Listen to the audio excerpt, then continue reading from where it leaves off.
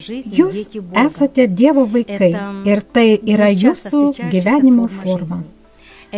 Kosmose tai nėra dažnai sutinkama gyvenimo forma. Dievo vaikų gyvenimo forma turi aukštą produktyvumą bei galimybės.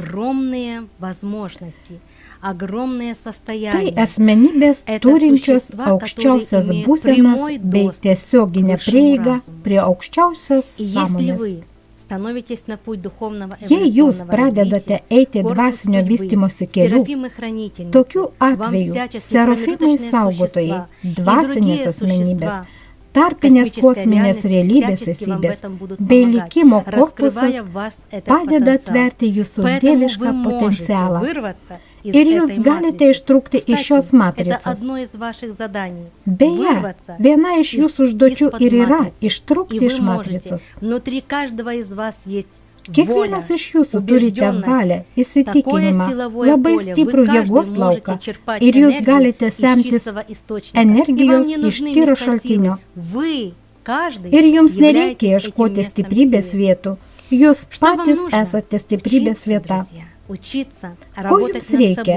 Jums reikia mokytis, ieškoti atsakymų į visus klausimus. Reikia pradėti nuo gėrio, mielaširdiškumo, pasidalinimo, pagalbos, rūpinimusi vienas kitų.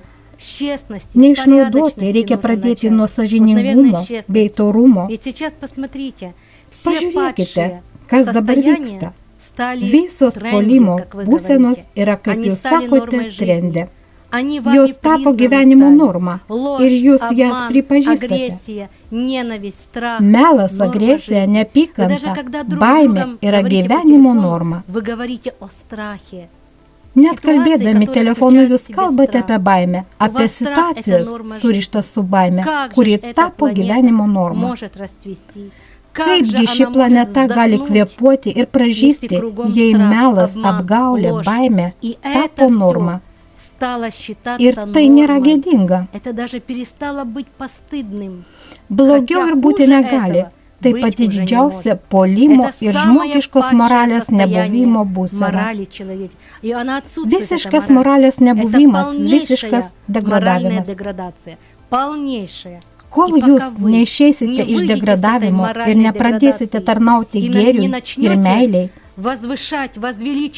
išeities nebus. Tai nesibaigs ir baigtis negali, kadangi jūs savo baimę, agresiją, savo siaubų, visą tai kūrėte.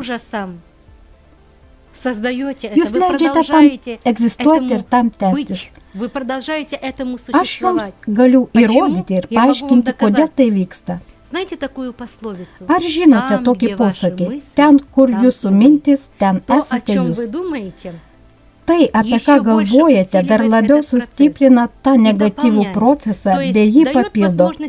Tai reiškia, kad jūs leidžiate tam tęstis.